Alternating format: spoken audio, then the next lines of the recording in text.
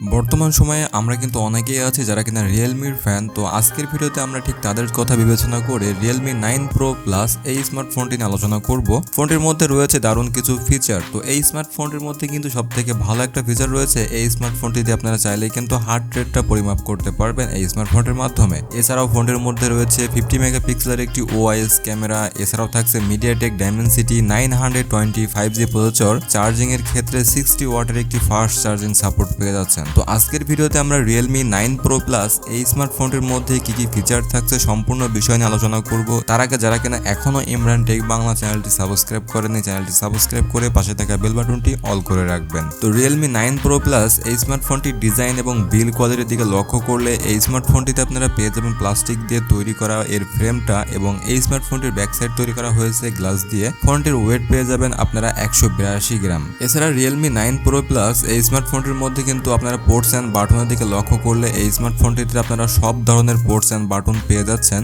তো ফোনটির ডিসপ্লে সেকশনে আপনারা পেয়ে যাবেন 6.4 inch full HD plus super AMOLED প্যানেলের ডিসপ্লে, এবং এই ডিসপ্লেতে থাকছে 90 হার্জের ফাস্ট রিফ্রেশ রেট। তো 90 হার্জের ফাস্ট রিফ্রেশ রেট থাকায় যখন ফোনটি আপনারা ব্যবহার করবেন তখন এখান থেকে আপনারা বেশ ভালো একটা কনফিডেন্স পেয়ে যাবেন এবং খুব স্মুথ একটা পারফরমেন্স আপনাদেরকে প্রোভাইড করতে পারবে। ফোনটিতে পিক ব্রাইটনেস ব্যবহার করা হয়েছে 600 নিটস পিক ব্রাইটনেস। যদিও রিয়েলমি এখানে ক্লেম করছে তারা 600 নিটস পিক ব্রাইটনেস ব্যবহার করেছে, কিন্তু ফোনটির সানলাইট ভিজিবিলিটি কিন্তু অনেকটাই বেটার ছিল, যেখান থেকে আপনারা একদম ফুললি ভিজিবিলিটির সঙ্গে এই স্মার্টফোনটি ব্যবহার করতে পারবেন। ফোনটির ডিসপ্লে রেজোলিউশন পেয়ে যাচ্ছেন 1080x2400 পিক্সেল, এবং এর স্ক্রিন টু বডি রেশিও রাখা হয়েছে 20:9 রেশিও, এবং এখানে পিপিআই ডেন্সিটি ব্যবহার করা হয়েছে 411 পিপিআই ডেন্সিটি। তো 411 পিপিআই ডেন্সিটি ব্যবহার করা হয়েছে অ্যামোলেড প্যানেলের ডিসপ্লের সঙ্গে, সেহেতু এখান থেকে আপনারা খুব ভালো কালার কম্বিনেশন এবং খুবই ভালো একটা ডিসপ্লে এখান থেকে আপনারা পেয়ে যাবেন। ফোনটি টোটাল ডিসপ্লেকে প্রোটেকশন করার জন্য কর্নিং গোরিলা গ্লাস 5 এর প্রোটেকশন ব্যবহার করা হয়েছে এই স্মার্টফোনটিতে। তাছাড়া আপনাদেরকে একটু আগেই কিন্তু বলেছি আপনারা চাইলে এই স্মার্টফোনটিতে হার্ট রেটটা পরিমাপ করতে পারবেন। আসলে এটি কতটুকু কাজ করবে সেটি আপনারা স্ক্রিনে দেখতেই পারছেন। আসলে এক্স্যাক্টলি তারা সেন্স করতে পারে না, এটা আসলে আপনি কি দিয়ে প্রমাণ করতে চাচ্ছেন। তো এই স্মার্টফোনটির পারফরমেন্স সেকশন আপনারা পেয়ে যাবেন অপারেটিং সিস্টেম হিসাবে Android 12, এবং এখানে ইউআই ব্যবহার করা হয়েছে Realme UI 3.0। ফোনটিতে চিপসেট ব্যবহার করা হয়েছে মিডিয়াটেক ডাইমেনসিটি 920 5G প্রসেসর, যেটি 6 ন্যানোমিটারের উপরে বেস করে তৈরি করা, এবং এই প্রসেসরটির মাধ্যমে আপনারা বেশ ভালো একটা পারফরমেন্স করতে পারবেন। এছাড়া সিপিইউ এর জন্য ব্যবহার করা হয়েছে অক্টোকরের একটি সিপিইউ। এখান থেকে আপনারা সর্বোচ্চ 2.5 GHz এর ক্লক স্পিড পেয়ে যাবেন, এবং জিপি হিসাবে থাকছে মালি G68 MC4। তো ওভারঅল এই স্মার্টফোনটি যদি আমরা পারফরমেন্স সেকশন নিয়ে একটু কথা বলি, সেক্ষেত্রে এখান থেকে আপনারা পাবজি গেমটি মিডিয়াম গ্রাফিক্সে রেখে সর্বোচ্চ 60 FPS এ গেমটি প্লে করতে পারবেন। ফ্রি ফায়ার গেমটি আপনারা হাই সেটিংসে হাই ফ্রেম রেটে খেলতে পারবেন। এছাড়া এই স্মার্টফোনটিতে আপনারা কল অফ ডিউটি এবং অ্যাসপার 9 গেমগুলো 40 FPS পর্যন্ত খেলতে পারবেন। তো ওভারঅল আমার কাছে মনে হয় বাজেট রেঞ্জ অনুযায়ী, যদিও পারফরমেন্স সেকশনটা একটু ডিলে আছে, যারা কিনা চাচ্ছেন একটু মোটামুটি গেমিং করে থাকেন, খুব হেভি গেমিং করেন না, তাদের জন্য স্মার্টফোনটি খুবই বেটার একটা স্মার্টফোন হতে যাচ্ছে। ফোনটি আপনারা দুইটা ভেরিয়েন্টে পেয়ে যাবেন, যেখানে থাকবে 6GB র্যাম এবং 8GB র্যাম। এখানে স্টোরেজ থাকবে 128GB এবং 256GB। স্টোরেজ টাইপ ব্যবহার করা হয়েছে UFS 2.2, এবং র্যাম টাইপ ব্যবহার করা হয়েছে LPDDR4X।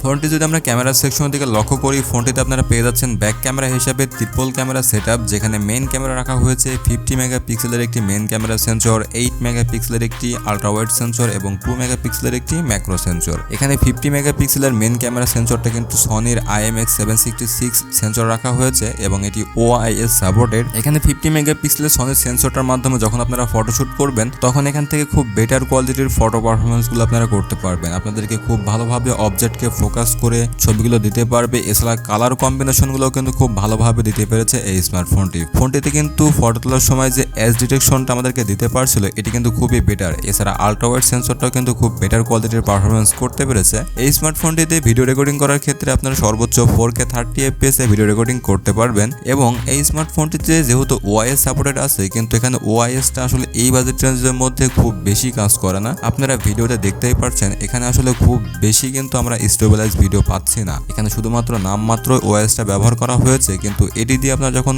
ফটোশুট করবেন তখন এখান থেকে খুব বেটার পারফরমেন্স আপনারা করতে পারবেন। ফোনটি সেলফি ক্যামেরাতে আপনারা পেয়ে যাচ্ছেন 16 মেগাপিক্সেলের একটি সেলফি ক্যামেরা, যেটি একটি ওয়াইড ক্যামেরা, এবং এখান থেকে আপনারা খুব বেটার কোয়ালিটির পারফরমেন্স করতে পারবেন। সেলফি ক্যামেরাতে আপনারা HDR প্যানোরামাতেও কিন্তু ফটোগুলো শুট করতে পারবেন খুব ভালোভাবে। এবং এই স্মার্টফোনটিতে ভিডিও রেকর্ডিং করার ক্ষেত্রে ক্ষেত্রে কিন্তু আপনারা 1080p 30fps ভিডিও রেকর্ডিং করতে পারবেন সেলফি ক্যামেরা দিয়ে, এবং সেলফি ক্যামেরাতেও কিন্তু জাইরা বেস ইআইএস এর সাপোর্টটা থাকছে। তবে আরেকটা বিষয় আপনাদেরকে বলে রাখি, এই স্মার্টফোনটিতে যদি আপনারা 4K না দিয়ে যদি আপনারা 1080p 30fps যদি ভিডিও শ্যুট করেন, সেক্ষেত্রে কিন্তু ওআইএসটা খুব ভালোভাবে আপনাদেরকে একটা ফিডব্যাক দিতে পারবে, কিন্তু 4K তে খুব ভালো ফিডব্যাক আপনাদেরকে দিতে পারবে না। এছাড়া কিন্তু ফোনটির ক্যামেরা পারফরমেন্সটা ছিল খুবই অসাধারণ বাজেট রেঞ্জের মধ্যে। ফোনটিতে ব্যবহার করা হয়েছে ডুয়েল স্টোরেজ স্পিকার, যেখান থেকে আপনারা নিচের স্পিকারটা দিয়ে বেশ লাউড একটা সাউন্ড পাবেন, তবে উপরের ইয়ারবাডের যে স্পিকারটা আছে সেখান থেকে খুব বেশি লাউড সাউন্ড পাবেন না। ফোনটিতে কিন্তু 3.5mm হেডফোন জ্যাকটাও থাকছে। এছাড়া ফোনটিতে কিন্তু আপনারা ব্লুটুথ, ওয়াইফাই, জিপিএস, এনএফসি গুলো পেয়ে যাচ্ছেন। এখানে ওয়াইফাই ব্যবহার করা হয়েছে